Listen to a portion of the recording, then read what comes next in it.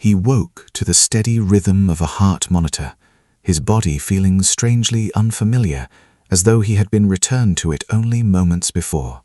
Daniel opened his eyes to a ceiling he did not recognize.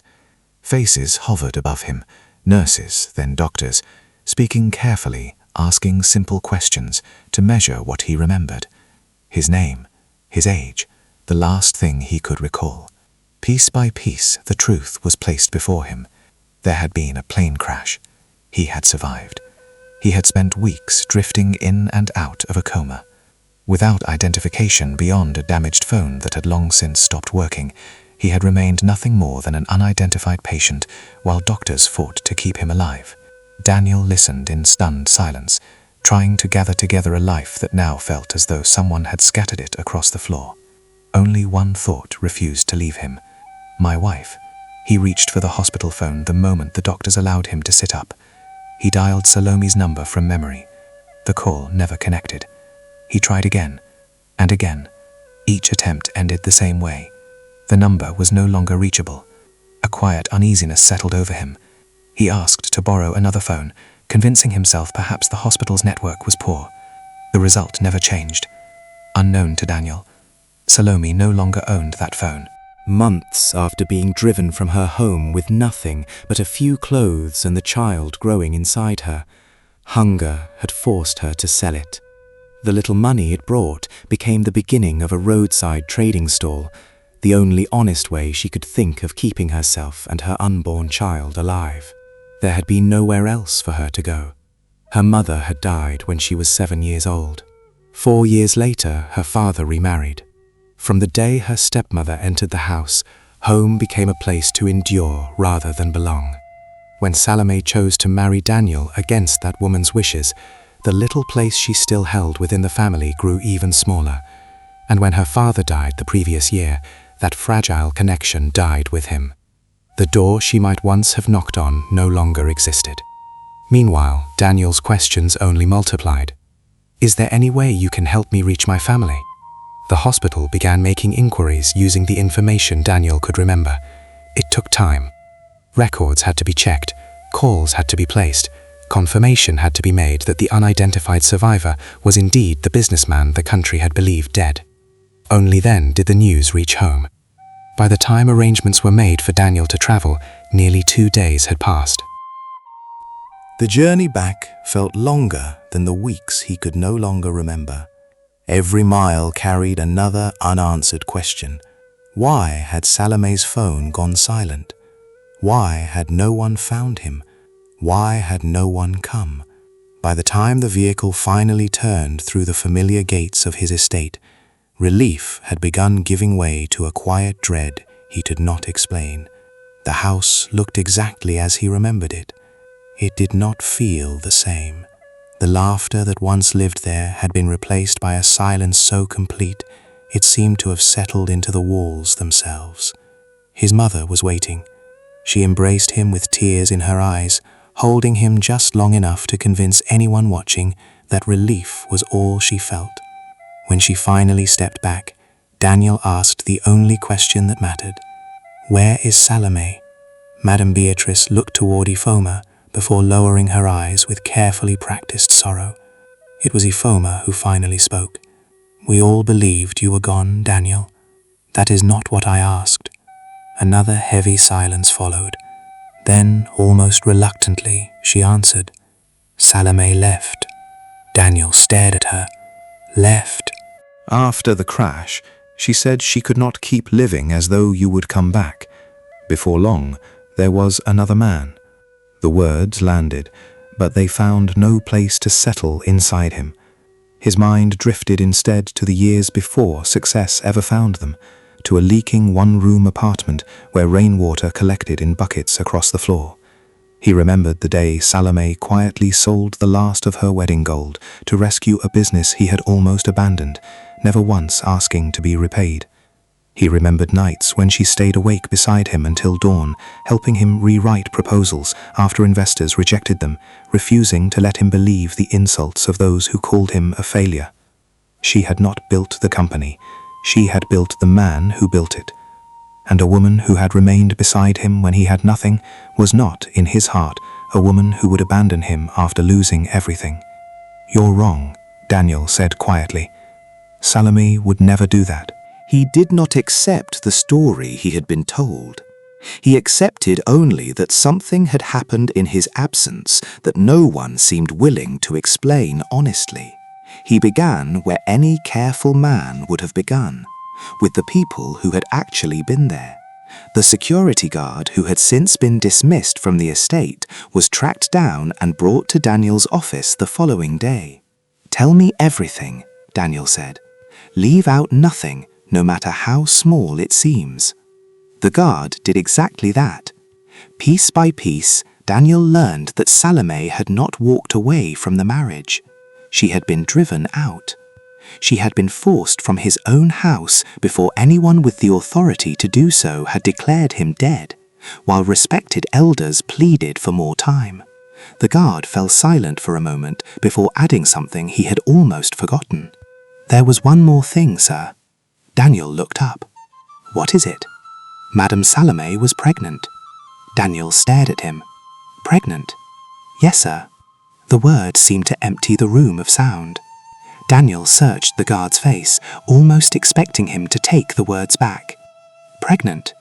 he repeated more quietly. "You are telling me my wife was carrying a child, and my mother threw her out?" "Yes, sir." Daniel lowered his eyes. For one painful moment, his thoughts turned against him. The day he boarded that flight, Salome had shown no sign of pregnancy. Now months had passed. His family claimed she had found another man. If he listened only to the story he had been told, the pieces seemed to fit together. But every memory he had of Salome pulled him in the opposite direction. He remembered the years of waiting, the tears she tried to hide after every disappointing hospital visit, the quiet prayers she whispered when she thought no one could hear, the way she endured humiliation without allowing bitterness to take root in her heart. Nothing about the woman he knew resembled the woman they were describing. The guard sensed the battle taking place inside him. "The elders warned Madame Beatrice not to do it, sir." Daniel raised his eyes. They reminded her that the pregnancy had come after 8 long years of waiting.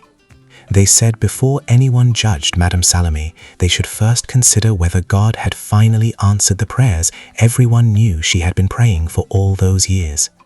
He shook his head slowly. "But your mother would not listen." Daniel said nothing.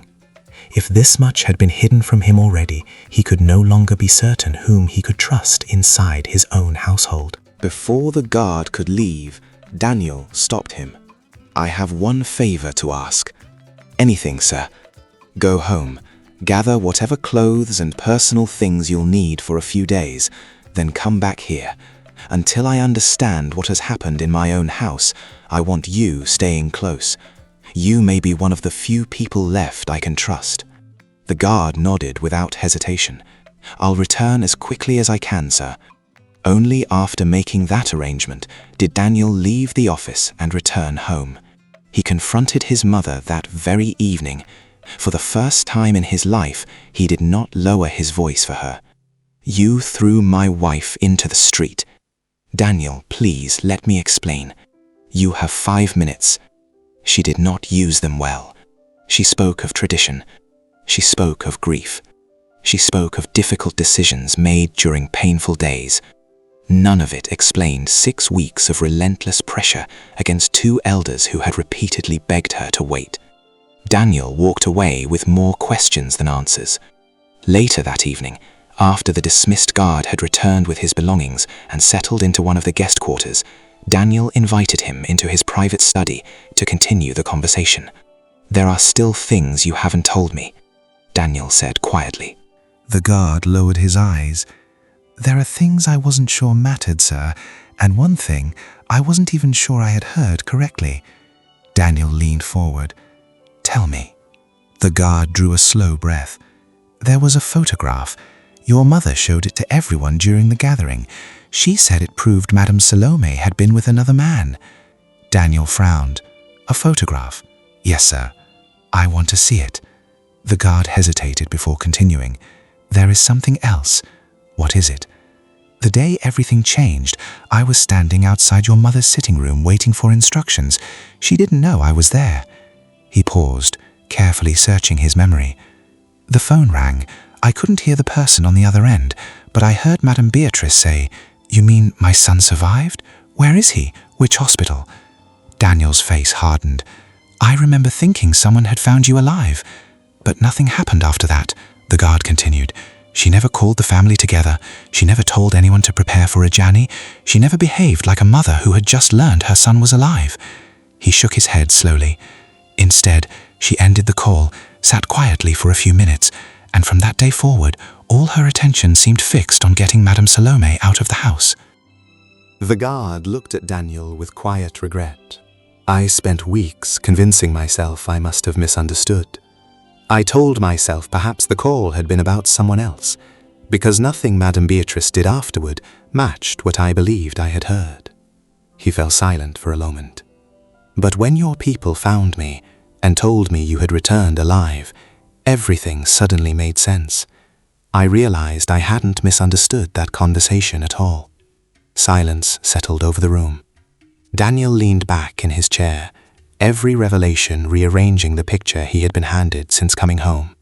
His mother had not acted out of grief, believing him dead. She had acted because she knew he was alive. She had simply needed enough time to erase his wife from his life before he could return and stop her. His thoughts drifted back to the pregnancy. For a brief, painful moment, doubt had knocked at the door of his heart. Now that door slammed shut. If his mother had hidden the truth about his survival, lied about Salome leaving him, and secretly driven her from his home, then there was no accusation she made that Daniel was prepared to accept without proof. There was only one person left whose story mattered. He would find Salome, and this time he would hear the truth from her own lips. Peter had not slept properly in months. He had spent most of the money. What remained sat untouched in a drawer, as though spending the last of it would finally make what he had done real in a way he was not yet prepared to face. Some nights he dreamed of that room exactly as he had left it.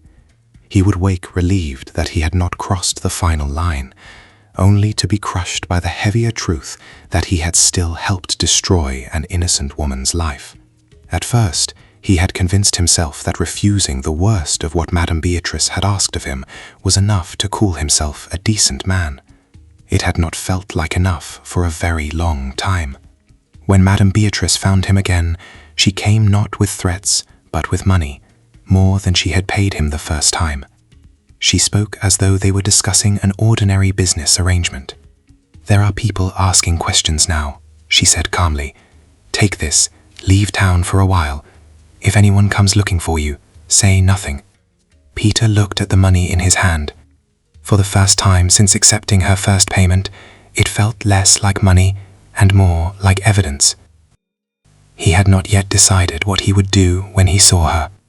Salome stood across the road, 7 months pregnant, if the quiet calendar of guilt he carried in his head was accurate. Her faded maternity dress had been washed so many times that its color had almost disappeared. The tray balanced against her hip looked heavier than it should have, and every few steps she shifted its weight carefully, as though saving every remaining ounce of strength for the child she carried. Exhaustion had settled so deeply into her face that for a fleeting moment he struggled to recognize the woman who had once opened his gate to a hungry stranger, fed him without asking his name, and sent him away with more dignity than he had believed he deserved. He crossed the road before he had fully decided to. By the time his mind caught up, his feet had already carried him halfway across. "Ma," he said softly. The word lingered in the air. She turned.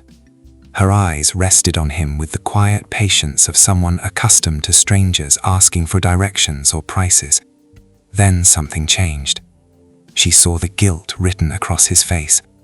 "I know you," she said slowly. "Don't I?" Peter could not answer. Instead, one question escaped before he had time to stop it. "Has your husband come back?" The words left his mouth before he realized how cruel they sounded. Salome's fingers tightened around the edge of the tray. She tried to answer. Nothing came. Her lips trembled once before she lowered her eyes. That silence told Peter everything. The hope she had carried all those months had not yet died. It had simply learned how to suffer quietly. In that moment, the money in his pocket became heavier than his conscience could carry. He watched her walk away, each careful step bearing the weight of a child, of disgrace she did not deserve, and of a future she faced completely alone. He could no longer remain part of the lie.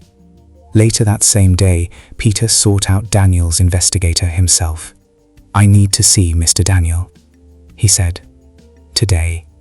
Within the hour, he found himself sitting across from the man whose life he had helped tear apart without ever laying a hand on the woman at the center of it. "I did not do what your mother wanted me to do," Peter began, "but I did what she paid me to stage. I am not going to let you keep searching for answers I can give you myself." He confessed everything. The drugged tea, the staged photograph, his refusal to violate Salome, the money he had accepted, and Madame Beatrice's attempt only days earlier to buy his silence once again. Daniel did not interrupt him once. Not when Peter described the tea. Not when he described the photograph. Not even when he admitted taking the money. He simply listened, his jaw tightening a little more with every sentence, until there was nothing left to say. Silence settled over the room. Daniel rose slowly from his chair and walked to the window. Outside, evening had begun settling over the estate his wife had once called home. For a long moment, he stood with his back to everyone. When he finally spoke, his voice was so quiet that Peter almost failed to hear it. "She lost her home," he paused. "Her name," another long silence followed. "And almost her child." He closed his eyes. "All because she was my wife." He turned back towards Peter. What was taken from her wasn't just a house. It was her honor. His eyes settled on the photograph lying on the desk. He picked it up and held it for a long moment. "Before I ask Salome to forgive anyone," he folded the photograph once, "the truth will stand in the same place where the lie once stood." The elders were called back to the same gathering ground where Salome had once been publicly shamed. This time, however, it was not Salome who stood to answer for her conduct. It was Madame Beatrice. The same men and women who had once watched a folded photograph passed from hand to hand gathered again beneath the old trees. The whispers that had once condemned Salome had now turned toward the woman who had first placed the lie into their hands. Peter stood before them all. With his head lowered and his voice heavy with regret, he repeated everything he had already confessed to Daniel. He spoke of the drugged tea. He spoke of the staged photograph. He admitted accepting Madame Beatrice's money. Then he spoke of the one thing his conscience had refused to let him do. "I was paid to violate Madame Salome while she lay unconscious," he said, his voice breaking. "Then I was to take photographs that would convince everyone she had betrayed her husband." A wave of horror moved through the gathering. Peter continued, "I could not do it." He lifted his eyes for the first time. Years before that night, I was a hungry man with nowhere to go. Madame Salome fed me when she had no reason to. She treated me like a human being when everyone else looked through me. He swallowed hard. I staged the room. I took the photograph, but I never touched her. Silence settled over the gathering.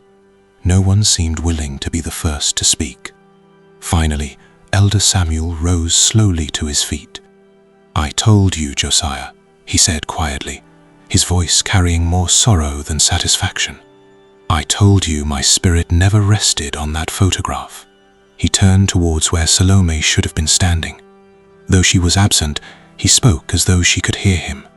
Salome, wherever you are today, before this community, I owe you something. He lowered his head. I failed you. Elder Josiah stood beside him. So did I. He looked around at the faces gathered before him. We all failed her. We allowed evidence to silence wisdom. We allowed appearances to overrule character. And we judged an innocent woman without first seeking the whole truth. Mama Adaora slowly rose from her seat among the women. I looked at that child growing inside Salome and asked whether we had forgotten the God who gives children in his own time. Her voice trembled. Instead of protecting a woman carrying life, we helped drive her into the street. She wiped a tear from her cheek. As women, we should have stood around her. Instead, she lowered her eyes. We stood against her. The gathering remained silent. No one argued. No one defended Madame Beatrice. Elder Josiah finally turned toward her. Beatrice, you deceived this community. You used our customs as weapons. You caused elders to judge falsely. You destroyed the name of an innocent woman. You nearly destroyed the life of an unborn child. He exchanged a solemn glance with Elder Samuel and Mama Adora. Then Elder Samuel spoke. After speaking together, we have reached one decision. For 1 full year, you shall not sit among the elders or take part in any family deliberation within this community. Mama Adora continued. For 1 full year, you shall not take your place among the women in our gatherings, ceremonies, or celebrations. Then Elder Josiah delivered the final judgment. You shall hold no voice in matters concerning marriages or families until that year has passed. This punishment is not born of hatred. It is born of responsibility. A community that refuses to discipline deliberate wickedness invites it to return. He looked slowly around the gathering. And from this day forward, let it be known that Salome's honor is fully restored before this community. A quiet murmur spread through those assembled. It was not the murmur of gossip this time. It was the murmur of shame. Madame Beatrice stood without speaking. For the first time in many years, she found herself with no words capable of rescuing her. Daniel stepped forward. Unlike the last time he had confronted his mother, there was no anger in his voice. There did not need to be. The elders have spoken as custodians of this community. He looked directly at his mother. Now I will speak as your son. You did not only betray my wife, you betrayed me. You betrayed the grandchildren you tried to cast out before they were even born. He paused. And there is one truth this community has not yet heard. Daniel slowly turned away from his mother and faced the gathering. My mother did not do these things believing I was dead. Confused murmurs rippled through the crowd. She knew. The murmurs stopped. While I lay unconscious in hospital, she received a telephone call informing her that I had survived the crash. Several people turned instinctively toward Madame Beatrice. She knew I was alive. She knew where I was. And instead of bringing this family together so they could find me, for the first time Daniel's voice trembled. She spent those weeks driving my pregnant wife out of my home before I could wake up and stop her. The words landed like thunder. A loud gasp swept through the gathering. Several women instinctively covered their mouths. An elderly man slowly lowered his walking stick and shook his head in disbelief. Mama Adora closed her eyes. God have mercy. Even Elder Samuel, who had suspected something was terribly wrong, stood frozen. The truth was darker than any of them had imagined. This had not been grief. It had not been confusion. It had been calculation. Daniel looked back at his mother. You taught me that a mother protects her children. But while I lay fighting for my life, you spent your strength destroying mine. A long silence followed. I will continue to care for you because you are my mother, and that responsibility is mine before God. But from this day forward, you will never again decide who belongs in my family. My home is no longer your home." No one spoke. No one tried to persuade him otherwise. Daniel bent down, picked up the folded photograph that had begun so much suffering, and looked at it one final time. Then, before the same gathering that had once accepted it as truth, he tore it slowly into pieces and let them fall to the ground. He watched the fragments scatter in the wind. "The lie has had its day," he said quietly. "Now it is time to bring my wife home." Daniel found her exactly where Peter had described. The same narrow stretch of roadside, the same worn tray balanced against her body. By the time he arrived, only a handful of goods remained unsold. She did not notice him. Her head was lowered as she adjusted the frayed strap digging into her shoulder, pausing now and then to rest a hand beneath the weight of her swollen stomach. Daniel stopped a few steps away. For a moment he could not move. This was not the woman he had kissed goodbye before boarding his flight.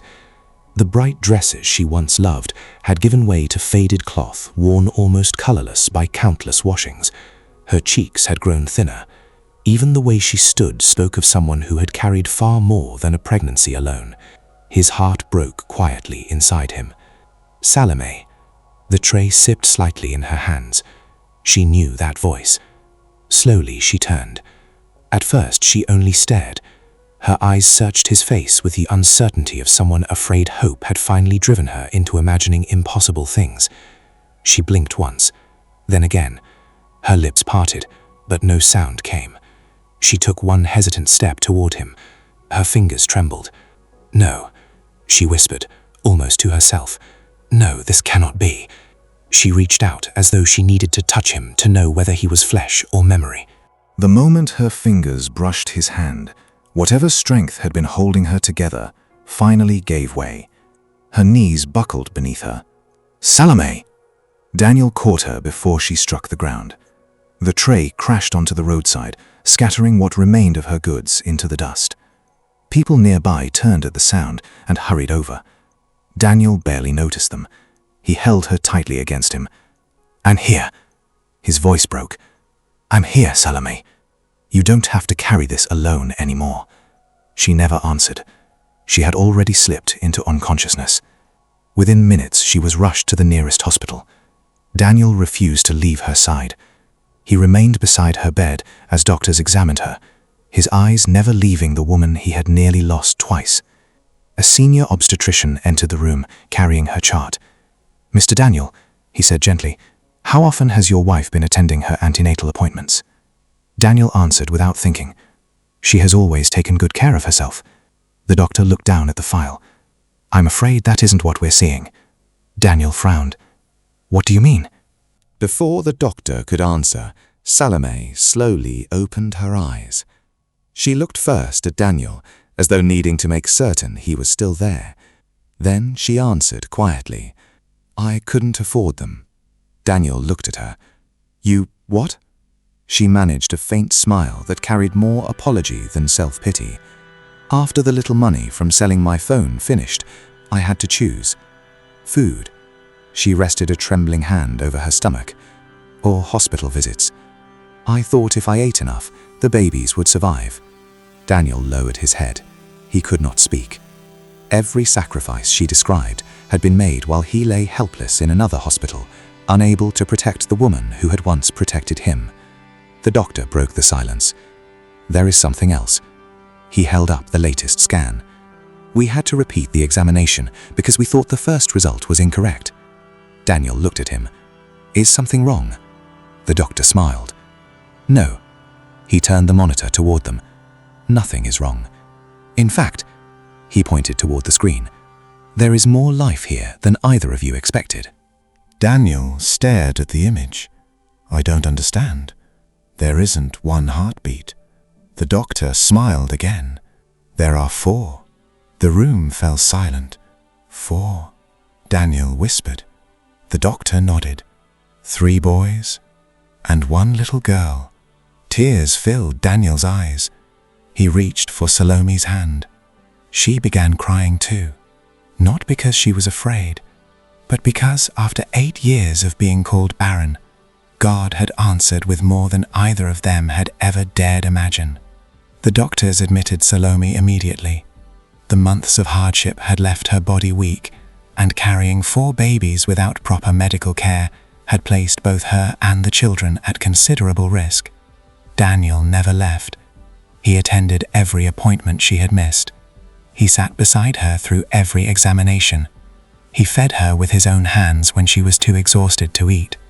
Some nights, long after she had fallen asleep, he would sit quietly beside her bed, holding her hand and grieving every moment of suffering she had endured while he was unable to reach her. Again and again, he whispered the same words she never heard. "I'm sorry." 6 weeks passed. Little by little, color returned to Salome's face. Her laughter, absent for so long, slowly found its way back. The fear that had settled inside her heart began giving way to peace. Then, one quiet night, she reached for Daniel's hand. Daniel. He was beside her instantly. She smiled through the first contraction. "I think." She drew a careful breath. "It's finally time." The delivery room became a place where hope and fear took turns holding everyone's breath. Doctors and nurses moved quickly from one side of the room to the other, their calm voices carrying the quiet urgency that comes with a pregnancy unlike most others. Daniel never let go of Salome's hand. "You've carried them this far," he whispered. "Just a little longer. I'm right here." She looked at him through the pain and managed the smallest smile. "You came back. I'll never leave again." Hours passed. Then the first cry filled the room. The doctor smiled. "It's a boy." Daniel lowered his head as tears rolled freely down his face. He kissed Salome's forehead. "You hear that?" he whispered. "He's here." Before either of them could fully take in the moment, another cry echoed through the delivery room. Daniel looked up, confused. The doctor laughed softly. "Don't celebrate just yet." A second boy. Daniel looked from one nurse to another, unable to believe what he was hearing.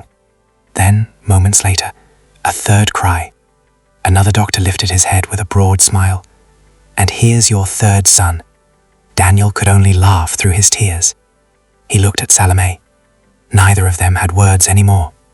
Just when they thought it was over, another tiny cry rose above all the others. The room fell briefly silent. Then one of the nurses gently placed the smallest baby into Salome's waiting arms. "And this," the doctor said warmly, "is your little girl." For several seconds, neither Daniel nor Salome spoke. They simply looked at the 4 tiny lives lying before them. The same woman the world had called barren had become the mother of 4 children in a single morning.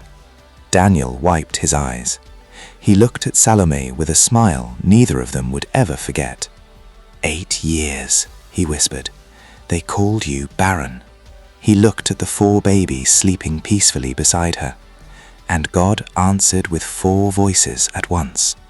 Salome broke down completely, not from pain, not from exhaustion, but because for the first time in years, every tear she cried belonged to joy. 6 months later, laughter had returned to the house that had once known only silence. Tiny footsteps had not yet begun, but tiny cries filled every room. 3 little boys competed every day to be heard over their sister, who somehow managed to make the loudest noise despite being the smallest among them. The same home from which Salome had once been cast out, now overflowed with life. Daniel kept every promise he had made beside her hospital bed. He never again allowed her to carry a burden alone. One quiet afternoon, Daniel's phone rang. He glanced at the screen. It was Madame Beatrice. After a long moment, he answered. "Mama." Her voice had lost the certainty it once carried. "I heard the babies are doing well." "They are." A long silence followed. "I was wondering." She hesitated. when I might come and see my grandchildren. Daniel looked through the window toward the garden where Salome sat beneath the afternoon sun, cradling their daughter, while their 3 sons slept peacefully inside. When he finally spoke, there was neither anger nor bitterness in his voice, only quiet resolve. "There is no need, Mama." Another silence settled between them. "I am grateful they arrived safely, and I pray you are too. But Salome and the children are home now. They have already lost enough. I won't allow anything to disturb that peace again." He ended the call gently, without argument, without hatred, without looking back. Some wounds heal, some scars remain, and some doors once closed with truth and justice are never meant to be opened again. The woman they once called Barren filled that house with 4 children before the year was over. The woman they once drove away became the heart of the home they had tried to deny her. And in the end, it was not hatred that had the final word. It was grace. We have come to the end of this story.